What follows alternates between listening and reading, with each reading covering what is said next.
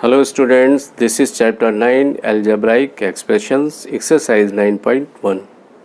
तो आज हम लोग इस एक्सरसाइज के कुछ बेसिक टर्म्स के बारे में, अलजेब्राइक एक्सप्रेशन के कुछ बेसिक टर्म्स के बारे में सीखेंगे। जैसे कि किसी अलजेब्राइक एक्सप्रेशंस में टर्म्स क्या होते हैं, कोएफिशिएंट क्या होते हैं, बाइनोमियल्स, मोनोमियल्स क्या होता है, ये आज हम लोग इस चैप्टर में सीखेंगे।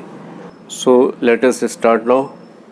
Question number 1. Identify the terms their coefficient for each of the following expressions। जैसे यहाँ एक एक्सप्रेशन देखते हैं। इस क्वेश्चन में देखिए टर्म्स क्या हो जाते हैं, आपके टर्म्स हो जाते हैं एक तो 5xyz क्यूब कॉमा -3zy, ये आपके टर्म्स हो जाते हैं। एंड कोएफिशिएंट, आपके कोएफिशिएंट इसमें इस टर्म में कोएफिशिएंट आपका होता है 5 एंड इस टर्म का जो कोएफिशिएंट है वो है -3। इस फिफ्थ पार्ट में आपके जो टर्म्स हैं वो हो जाते हैं x/2, again x/2 and -xy। Three terms are given here and the coefficient is. तो देखिए इन क्वेश्चंस को आप एक बॉक्स बना के भी इस तरह से क्वेश्चंस को सॉल्व कर सकते हैं। एक्सप्रेशंस, टर्म्स एंड कोएफिशिएंट, यहाँ पे आपका आएगा expressions,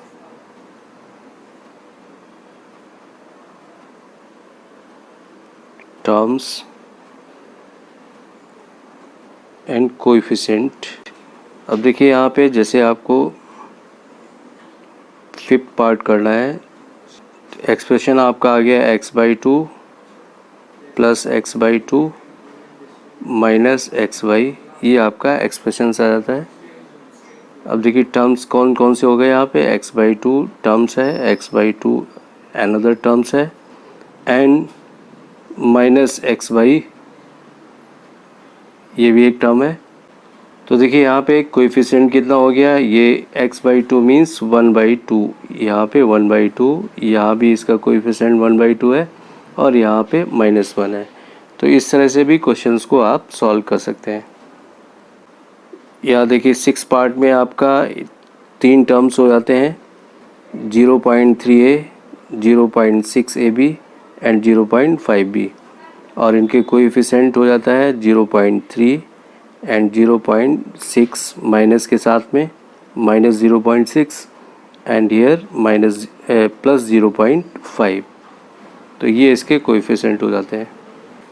Now question number 2. Classify the following polynomials as monomial, binomial, trinomial. Which polynomials do not fit in any of these three categories? देखिए पहले आपको बता दें मोनोमियल क्या होता है। मोनोमियल मीन्स अगर आपका सिंगल टर्म है किसी एक्सप्रेशन में तो वो मोनोमियल होगा, और किसी एक्सप्रेशन में अगर आपके दो टर्म्स हैं तो वो बाइनोमियल होगा, एंड अगर थ्री टर्म्स है तो वो ट्राइनोमियल्स कहलाता है। तो देखिए यहाँ फर्स्ट पार्ट में देखते हैं x + y, यहाँ पे दो टर्म्स हैं, ये बाइनोमियल है, ये आपका मोनोमियल है, और यहाँ पे 1 2 3 4 टर्म्स है इस एक्सप्रेशन में, यहाँ से यहाँ तक एक ही है एक्सप्रेशन, इसलिए ये आपका पॉलिनोमियल हो जाता है। यहाँ पे देखिए थ्री टर्म्स है, ये आपका ट्राइनोमियल है, ये भी आपका बाइनोमियल है, थ्री टर्म्स है, ये ट्राइनोमियल है, और ये भी आपका ट्राइनोमियल है, ये बाइनोमियल है, ये आपका पॉलिनोमियल है। Since in this expression it has more than three terms, ये आपका मोनोमियल है, ये बाइनोमियल है एंड ये भी बाइनोमियल है। तो एक सिंपल सा क्वेश्चन था, अगर आपका किसी एक्सप्रेशन में एक ही टर्म होता है तो मोनोमियल है, दो टर्म्स है तो बाइनोमियल है, एंड थ्री टर्म्स है तो वो ट्राइनोमियल होगा। Now question number 3, add the following. देखिए यहाँ पे जितने भी लाइक टर्म है उनको एक दूसरे के नीचे लिख दिया जाता है और फिर उनको ऐड कर देते हैं। जैसे कि देख रहे हैं यहाँ पे देखिए इस एक्सप्रेशन में, यहाँ पे देखिए तीन एक्सप्रेशंस है, ये एक एक्सप्रेशन हो जाता है, दूसरा एक्सप्रेशन ये है, तीसरा एक्सप्रेशन ये है।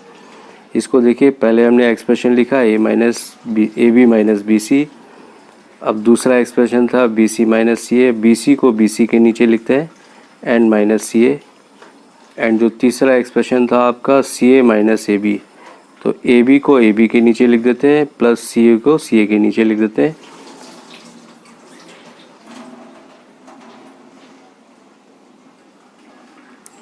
यहाँ पे देखिए जितना प्लस का है उतना माइनस का है, ये कैंसिल हो जाता है, ये भी कैंसिल हो जाता है, ये भी कैंसिल हो जाता है, क्योंकि लाइक टर्म है और सारे टर्म्स इक्वल हैं बट साइन इनके डिफरेंट है।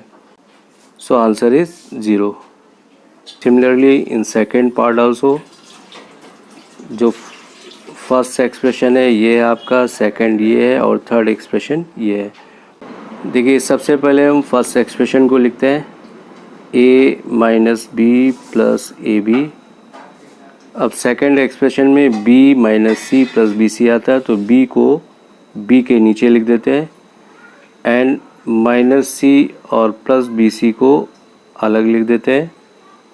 इसके बाद यहाँ पे आता है c माइनस ए, c को c के नीचे लिखते हैं, c माइनस ए को a के नीचे लिखते हैं एंड प्लस ए सी कहीं भी टर्म नहीं, इसको बिल्कुल अलग लिख देते हैं, प्लस ए सी। इसके बाद देखिए इन टर्म्स को ऐड करते हैं, a माइनस ए कैंसिल हो जाता है, b minus b plus b ये भी कैंसिल हो जाता है and minus c plus c ये भी कैंसिल हो जाता है। तो अब बचे हुए टर्म्स को लिख लेते हैं, तो ये बचे हुए टर्म्स आते हैं a b plus b c and plus a c, यही आपका आंसर हो जाता है। तो सिमिलरली देखिए सिंपल से क्वेश्चन है, इनको आप करेंगे। अब देखिए question number 4, subtract 4a minus 7ab plus 3b plus 12 from 12a minus 9ab plus 5b minus 3, इसको सब्ट्रैक्ट करना है। तो देखिए फ्रॉम सब्ट्रैक्शन वाले क्वेश्चन में सबसे ज़्यादा ध्यान देना होता है फ्रॉम के जो पीछे नंबर आता है उसको हम ऊपर लिखते हैं, फ्रॉम के बाद वाले नंबर को ऊपर लिखेंगे, तो ये हो जाएगा 12a minus 9ab plus 5b and minus 3। अब इसके नीचे 4a ए वाले टर्म के नीचे लिखते हैं, माइनस 7ab ab वाले टर्म के नीचे लिखेंगे, लाइक टर्म को लाइक टर्म के नीचे लिखते हैं, प्लस 3b 5b के नीचे 3b को लिखेंगे एंड प्लस 12 3 के नीचे 12 को लिखेंगे। अब देखिए सबसे जो सब्ट्रैक्शन में सबसे ध्यान देने वाली बात होती है वो ये है कि सब्ट्रैक्शन में हमेशा नीचे वाली लाइन के साइन चेंज किए जाते हैं। देखिए सब्ट्रैक्शन में हम नीचे वाली लाइन के हमेशा साइन चेंज कर देते हैं।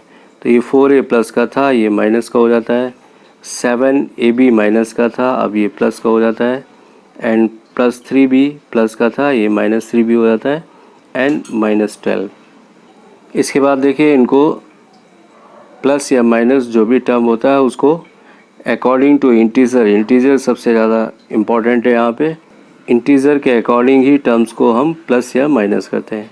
तो यहाँ देखिए 12a में से 4a माइनस होगा तो यहाँ पे आएगा 8a एंड 9ab, ये माइनस का साइन बड़ा है इसलिए आंसर में भी माइनस आ जाता है एंड 9 से 7 माइनस हो जाएगा तो ये आपका 2ab आ जाता है एंड यहाँ पे देखिए प्लस वाला बड़ा है नंबर 5b, तो यहाँ पे आंसर में भी प्लस साइन आ जाता है एंड 5b में से 3b माइनस होगा तो 2b आता है।